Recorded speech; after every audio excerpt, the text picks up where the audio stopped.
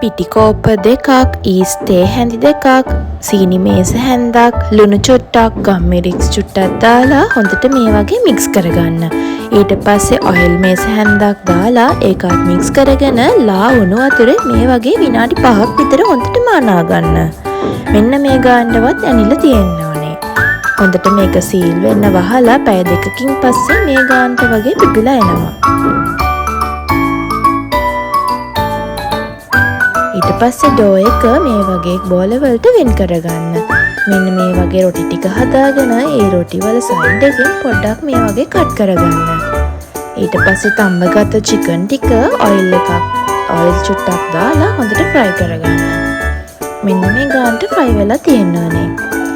ඊට පස්සේ ලුණු කරපිංචා සුදු ලුණු අරගෙන ග්‍රයින්ඩර් එකට මේ වගේ චුට්ට දාලා තකාලි චුට්ටක් දාලා හොඳට ග්‍රයින්ඩ් කරගන්න. මෙන්න මේ ගානට ග්‍රයින්ඩ් වෙලා තියෙනවානේ. ඊට පස්සේ ඒ ටික අර බැදගත් චිකන් වල තියෙන ඉතුරු වෙච්ච ඔයිල් එකට දාලා හොඳට ෆ්‍රයි කරගන්න. රන්වන් පාට වෙනකම් ෆ්‍රයි කරගන්න ඕනේ.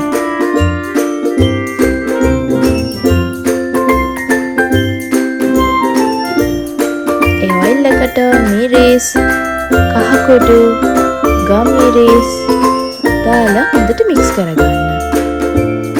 ඊට පස්සේ වෙනම භාජනයක් අරගෙන මේ වගේ කර්ඩ් චුට්ටක් දාලා ඒකට දහි චුට්ටක් දාලා හොඳට මික්ස් කරගන්න.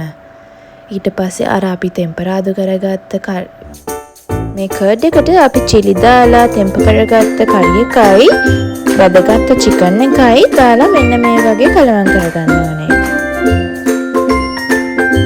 පස්සේ රොටි එක මෙන්න මේ වගේ බොකුටු කරලා අපි හදාගත්ත ෆිලිං එක මැදට දාගන්න ඕනේ.